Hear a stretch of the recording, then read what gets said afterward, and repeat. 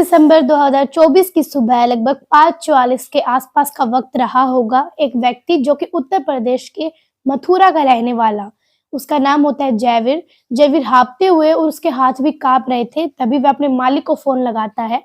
मालिक उसका दिल्ली में रहता है, जिसका वह एलपीजी कैंटर चलाता है। दरअसल वह हाँफते हुए फ़ोन करके कहता है कि साहब, अजमेर एक्सप्रेसवे पर एक भांगरोटा जगह लगती है, वहाँ पर वह यू टर्न ले रहा था।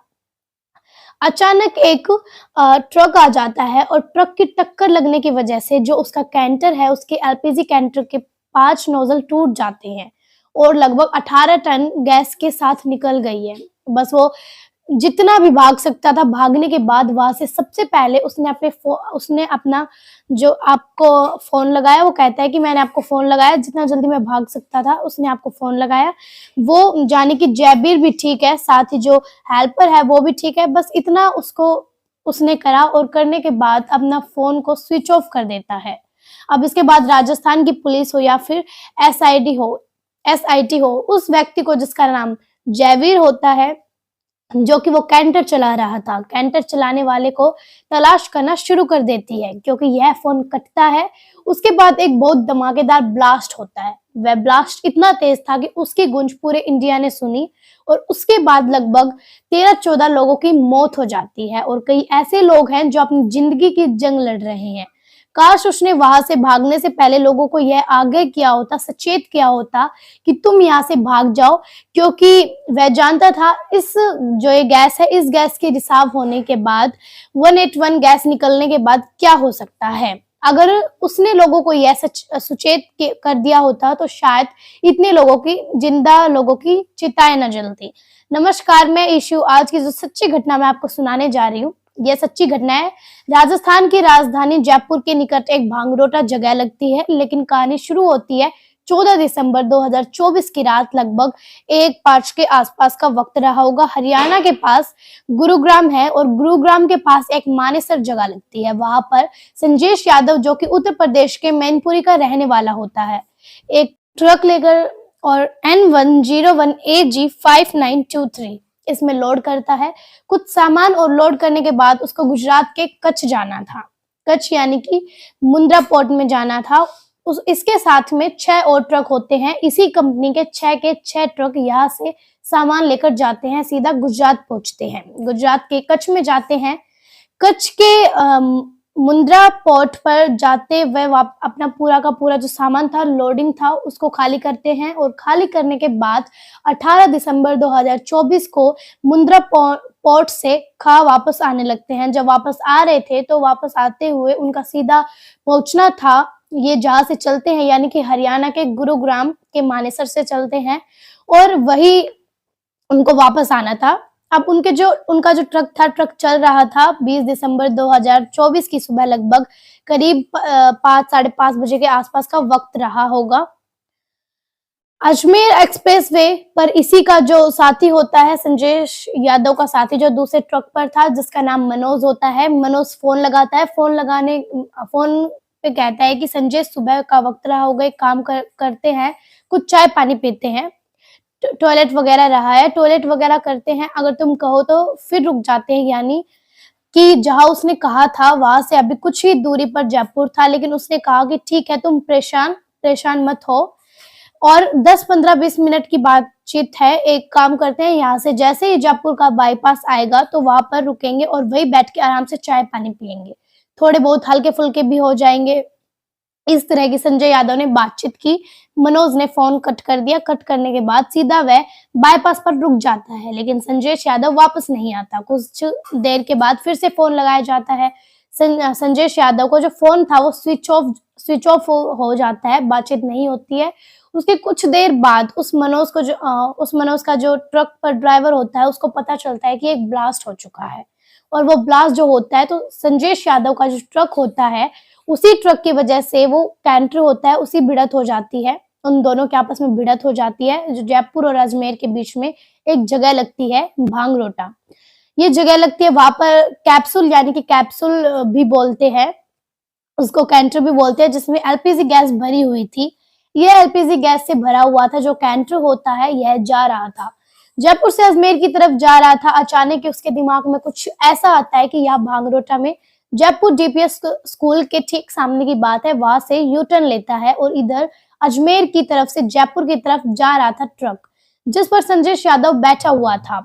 उससे भिड़त हो जाती है। अब संजय यादव डर जाता है, सहम जाता है कि वो अचानक से हादसा हो जाता है, इसलिए वो अपने ट्रक के अंदर इम्तिनान से बैठा रहता है। वो नहीं जानता था कि आगे क्या होने वाला है। वो चुपचाप बैठा रहता है और बैठे बैठे वो इंतजार कर रहा था। उसे लग रहा था कि कैंटर का जो ड्राइवर है उसके पास जरूर आएगा, आगे कुछ ना कुछ शिकायत करेगा, जो भी बातचीत होगी देखा जाएगा, बातचीत कर लेंगे। लेकिन जो कैंटर का ड्राइवर होता है जयवीर बिल्कुल भी रुका नहीं था। उसने तत्काल प्रभाव से अपने हेल्पर को पकड़ा, उठाया, उससे कहा जितनी जल्दी हो सके यहाँ से भागो। बस ये दोनों थे जो सबसे पहले जानते थे कि क्या हो सकता है। तो जयवीर ने अपने हेल्पर को उठाने के बाद जितना भाग सकता था उतना भागता है और भागने के बाद जब उसे लगता है कि दूरी काफी तय हो चुकी है, तब वो अपने मालिक अनिल कुमार पवार को दिल्ली में रहता है, उसका फोन करके कहता है कि साहब भिड़त हो गई है, जैसे टक्कर की भिड़त हो जाती है ऐसे भिड़त हो गई है और यहाँ पर एक बड़ा हादसा हो सकता है। जब इतनी उसने बात कही है कि कह के उसने फोन ही रखा था कि एकदम हादसा हो जाता है, ब्लास्ट हो जाता है। इतना बड़ा ब्लास्ट होता है कि उसके बाद फिर लोग समझ नहीं पा रहे थे कि आखिरकार हुआ क्या। वो कुछ इस तरह का ब्लास्ट होता है कि लगभग 200 मीटर के एक सर्कल में गैस फैल जाती है, साथ ही लगभग उसकी 100 मीटर की ऊंचाई होती है। वो गैस चारों तरफ अपने रंग रूप ले चुकी थी। अब चाहे आसमान में पक्षी उड़ रहे हो या फिर आसमान में कोई वाहन हो, ट्रक हो, बस हो, जो भी थे उनके सामने उसने अपनी जद में ये ले लिया है। बताया जाता है कि लगभग 1-1.5 मिनट या हो सकता है इससे थोड़ा बहुत ज्यादा, इतने कुछ 1-1.5 मिनट तक जो वाहन होते हैं जहाँ वो रुक जाते हैं। कुछ हिलने की स्थिति में थे ही नहीं। इसी बीच में कोई व्यक्ति शायद या तो कोई सिगरेट पी रहा होगा या फिर कोई चिंगारी उठी होगी और इसी वजह से एक धमाका हो जाता है। धमाका इतनी तेज होता है कि लोग समझ नहीं पाए। इसमें 40 से ज्यादा वाहन देखते ही देखते धू-धू कर जलने लगते हैं और 30 से ज्यादा लोग गंभीर रूप से घायल हो जाते हैं।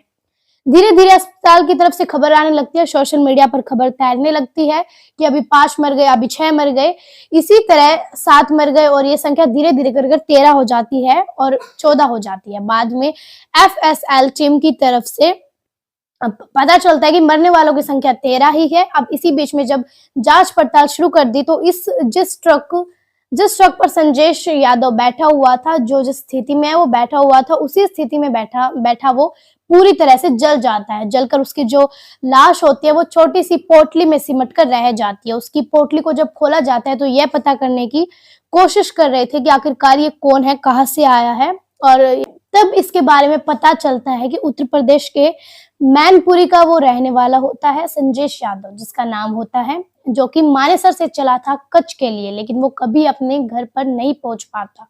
अब वो पोटली जो उसकी बंद थी, उस पोटली को खोलने के लिए उसका भाई पहुंचता है जिसका नाम इंद्रजीत होता है। इंद्रजीत की डीएनए रिपोर्ट ली जाती है और साथ ही उस पोटली में जो बंद कंकाल होता है, छोटा मोटा जो कंकाल था उसका वो कंकाल होता है, हिस्सा होता है, उसको भी डीएनए कराया जाता है। तब पता चलता है कि यह संजेश है। अब संजेश वो इस दुनिया में नहीं है, वो 5 बहन भाइयों में तीसरे नंबर का था। उसकी कहानी जब लोगों के सामने जाती है तो लोगों की आंखों में आंसू जरूर होते हैं और सोचने पर मजबूर हो जाते हैं। एक ही बात कह रहे थे कि काश जयवीर ने सही वक्त पर, जैसे खुद वो जानकारी रखता है, बाकी लोगों से भी कहता, तो शायद इस तरह का हादसा नहीं होता। इसके बाद सोशल मीडिया हो, अखबार हो, टेलीफोन हो, जगह जगह कई तरह की कहानी चल रही थी और जयवीर को तो खैर पुलिस तलाश कर ही लेगी, लेकिन देर से। लेकिन एक मैनपुरी का थाना बिछुआ का गांव लगता है चिरो, वहां पर रहने वाला होता है लालू यादव, जिसकी उम्र लगभग 25 साल के आसपास होती है। लालू यादव लगभग इस घटना से 5 दिन पहले वो बात है, वो अपने घर से निकलता है। उसके घर में लगभग 4 भाइयों में वो तीसरे नंबर का होता है। ये जयपुर में रहकर कभी ट्रक चलाता है तो कभी कैंटर चलाता है। इसी बीच में जाम में फंस जाता है और जैसे जाम में फंस जाता है तो ये इंतजार कर रहा था कि थोड़ी थोड़ी बहुत देर में जाम खुल जाएगा। इसीलिए वो अपने अपने जो कैबिन होता है, जहाँ बैठा होता है, वहाँ पर आराम से बैठा हुआ था। इसके ट्रक ने कब आग पकड़ ली उसको पता ही नहीं चला, क्योंकि उसके कैबिन में आग लग चुकी थी, आग जा चुकी थी और वो उस जगह पर जैसे बैठा हुआ था वैसे का वैसा पूरी तरह से जल जाता है। जो हिस्सा उसका, जैसे किसी कंकाल को, किसी लाश को जलाया जाता है और जिस स्थिति में होते हैं, हालांकि वह 100% नहीं जल पाया था, जितना हिस्सा उसका जला था। देखकर लग रहा था कि इसका नाम लालू यादव होता है। लालू यादव की जो लास्ट एक पोटली में, लेकिन लाश होती है एक पोटली में, लेकिन उसकी पोटली का साइज थोड़ा सा बड़ा होता है। जब इसके घर वालों को इस बात की सूचना पहुंचती है तो घर वालों का रो रो कर बुरा हाल हो जाता है। ऐसी एक कहानी होती है। प्रतापगढ़ के धनोट की रहने वाली एक लड़की होती है जिसका नाम होता है विजेता। विजेता ने अपनी मम्मी को फोन लगाया। दरअसल वो एक प्रतियोगिता परीक्षा देकर जयपुर वापस लौट कर आ रही थी और अपनी बड़ी बहन के साथ जयपुर में रहकर एक एलबीसी बीएड कॉलेज में वो बीएड की तैयारी कर रही थी। उसकी कोशिश थी कि वह आगे चलकर शिक्षक बनना चाहती थी, इसलिए बाकी उसके जो 4 बहन होती है वह डॉक्टर की तैयारी कर रही थी। लेकिन इसने कहा अपने पापा से, क्योंकि उसके जो पापा होते हैं वो टीचर होते हैं, कि पापा मुझे तो टीचर ही बनना है, बिल्कुल आपके जैसे। ये जब 20 दिसंबर 2024 की सुबह ये वाक्य है, जब ये घटना होने वाली थी उसके ठीक 5 मिनट पहले की बात है। ये फोन लगाती है अपनी बड़ी बहन को और फोन लगाकर कहती है कि दीदी बस मैं 5 मिनट में अपने इस बस से उतरने वाली हूँ और आप एक काम करना, पानी गर्म कर देना, बस मैं आकर नहा लूंगी। जैसे ही इसने ये बात कर फोन बंद किया, यह सूचना इसने अपने पिताजी या अपनी माँ को सूचना दी कि माँ बस मैं पहुंचने वाली हूँ और तुम चिंता मत करना, परेशान मत होना। घर वाले भी एकदम बेचिंतित हो जाते हैं ठीक ठाक अपने। लेकिन 5 मिनट के बाद इसका फोन कटता है। उसके बाद ब्लास्ट होता है और ब्लास्ट की जद में यह लड़की आ जाती है। विजेता लगभग 75% से ज्यादा जल चुकी थी और वह जिंदगी और मौत की जंग लड़ती है। लेकिन जब जली थी उस वक्त वह पूरी तरह से होश आवास में थी। तुरंत ही अपना फोन लगाती है। फोन लगाने के बाद सूचना देने की कोशिश कर रही थी। किसी से कहती है कि इस नंबर पर फोन करके एक जानकारी दे दीजिए। वो जानकारी जब एक अनजान व्यक्ति इस लड़की के पिताजी को फोन करके कहता है कि आपकी बेटी दरअसल एक ब्लास्ट हो गया है और ब्लास्ट में वो झुलस गई है बहुत बुरी तरह से, तो वो घर वाले कहते हैं कि शायद उन्हें लग रहा था कि इतनी सुबह सुबह किसी का फेक कॉल आया होगा। आजकल फेक कॉल का जमाना भी है। लेकिन कुछ ही देर के बाद इस लड़की के भाई, जो कि महादेवपुर में रहता है, उसके भाई का फोन पिताजी के पास पहुंचता है। वह बताते हैं कि बहन जल चुकी है। इस तरह से अब उसके बाद फिर घर वाले सीधे वहां पहुंच जाते हैं। यहाँ पर SMMS जो कॉलेज होता है, मेडिकल कॉलेज होता है, जहाँ पर उपचार चल रहा था। वन डिपार्टमेंट में जहाँ पर जले हुए लोगों का इलाज होता है, तो वहां पर मिलने की परम अनुमति तो खैर नहीं है, लेकिन परिवार वालों का रो रो कर बुरा हाल हो जाता है। वो सोचने पर मजबूर हो जाते हैं कि आखिरकार उनकी बेटी इतनी मेहनती है, इतनी उसका मतलब अच्छा स्वभाव है, उसके साथ इस तरह का हादसा हो जाता है। वो पता नहीं भविष्य में बच पाएगी या फिर नहीं बच पाएगी, क्योंकि जितना वो जल चुकी है वो वाकई उसके लिए बहुत कष्टदायक दिन चल रहे हैं। इसके आगे अगर कहानी की बात करें तो एक गजराल सिंह तंवर नाम का एक व्यक्ति होता है जो कि पिकअप गाड़ी चलाता है। वो उसकी गाड़ी भी इसी जाम में ब्लास्ट के बाद में फंस जाती है और विलास में फंस जाती है। तो वो आराम से इम्तिनान से बैठा हुआ था। उसे इंतजार था कि वह शायद बाय करके, छोटी गाड़ी होती है पिकअप, उसने कहा दाएं बाय कर ले जाएगा, लेकिन पीछे देखा तो हॉर्न बजना शुरू हो जाता है। आगे बढ़ाए तो हॉर्न बजना शुरू हो जाता है। उसकी पिकअप गाड़ी पूरी तरह से फंस जाती है। इसी बीच में उसको एक अजीब सी स्मेल आ रही है, दुर्गंध आ रही थी। और जैसे ही उसने दुर्गंध को जानने की कोशिश की, आखिरकार दुर्गंध है किस चीज की, किसी भी चीज की तभी हो सकती है। तभी उसे लगा कि यह तो एलपीजी की है, और एलपीजी कितनी जल्दी है ज्वलनशील है, क्योंकि कितनी जल्दी आग पकड़ती है आप भी अंदाजा लगा सकते हैं। गजराल सिंह तंवर ने जैसे ही मौका देखा वहां से अपनी पिकअप गाड़ी को लेकर चला जाता है और वहां से भागना जो होता है शुरू कर दिया जाता है। वो आवाज लगा रहा था, जोर जोर से वह कह रहा था कि जितनी जल्दी हो सके उतनी जल्दी यहाँ से भागो, यहाँ से दूर हटो। और जैसे जैसे वो भाग रहा था तो उसके पीछे लगभग 10 से 15 लोग होते हैं, वो भी पीछे पीछे भाग रहे थे। लगभग 400 मीटर दूर जाने के बाद उसको एक दीवार दिखाई देती है और दीवार के सहारे से वो बैठ जाता है, लेकिन तब तक जो धमाका था वो आग का रूप ले चुका होता है।